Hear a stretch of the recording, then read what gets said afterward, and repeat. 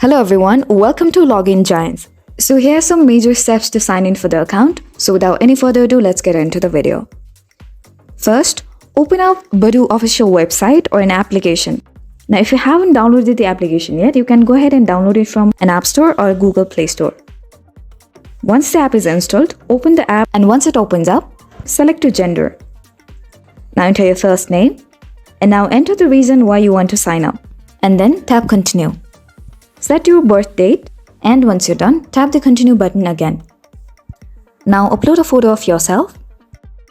Confirm your account and verify your email address. Now you can also add more details about yourself and your interests by editing your profile. And with this, now you're all set to start meeting new people in Badoo.